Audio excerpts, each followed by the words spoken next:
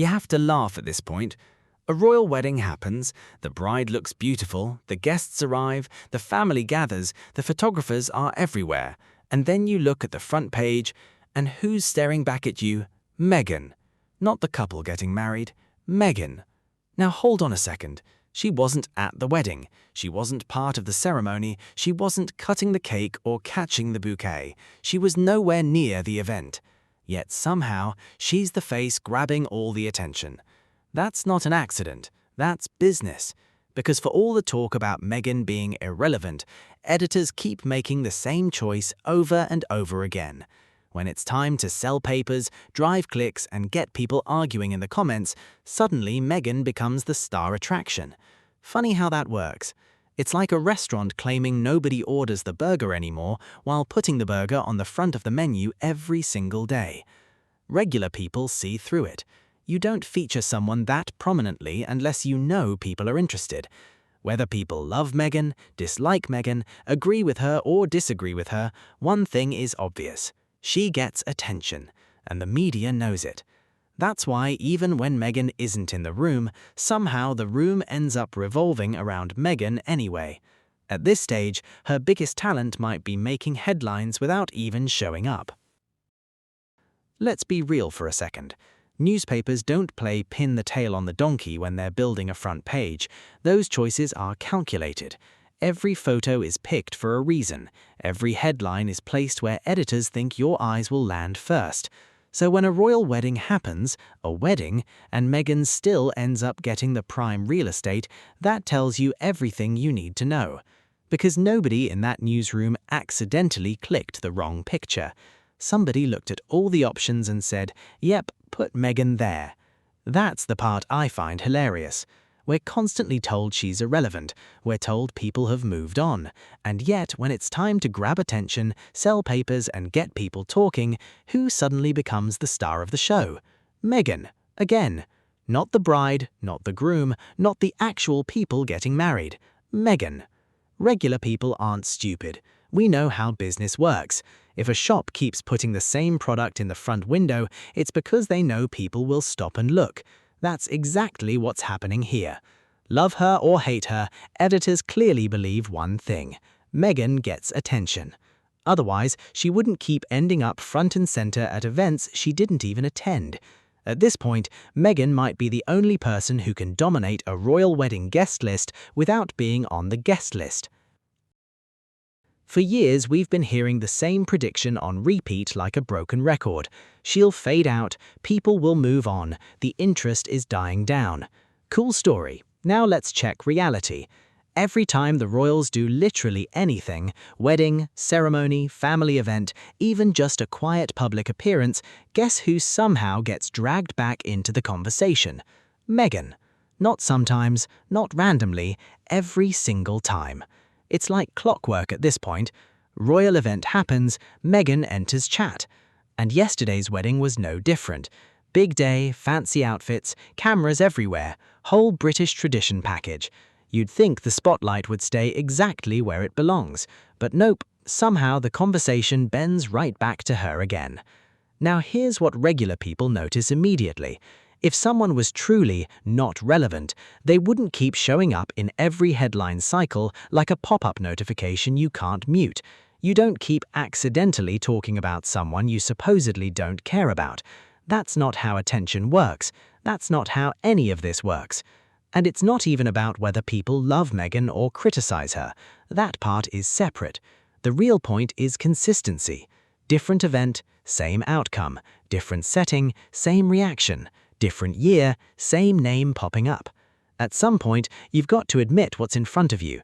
Meghan isn't fading out of the conversation, she's orbiting it, and every major royal moment just pulls her right back into view like gravity.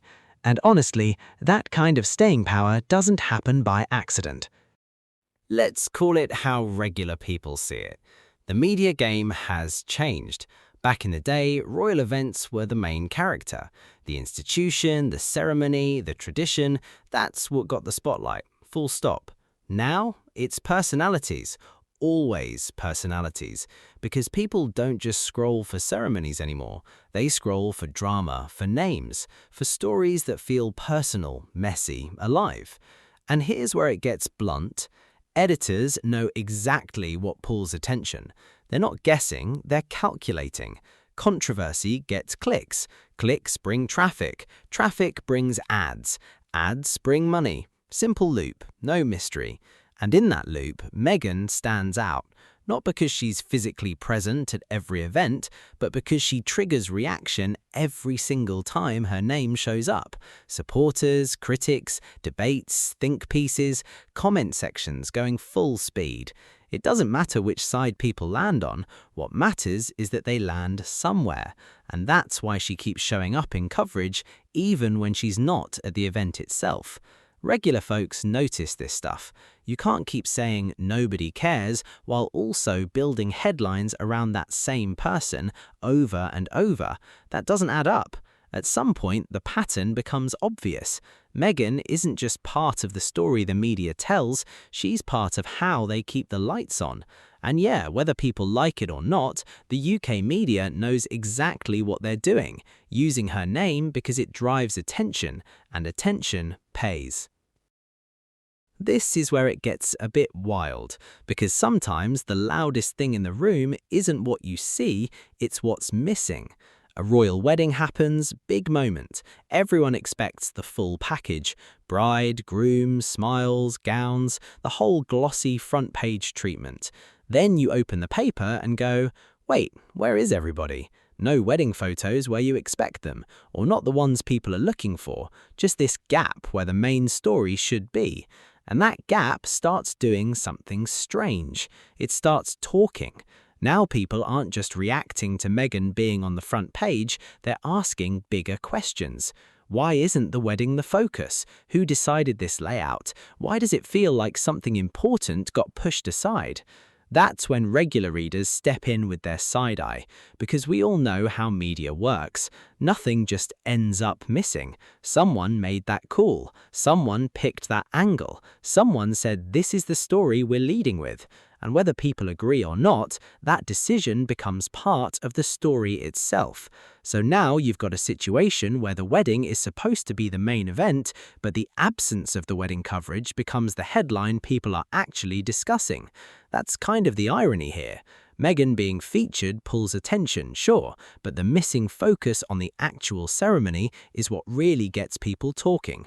And once readers start asking why, the conversation multiplies fast. Because now it's not just about who is on the page, it's about what got left out of it. And honestly, that's when a newspaper stops just reporting the story and accidentally becomes part of it. Here's the simple truth nobody really wants to say out loud. Most public figures come and go.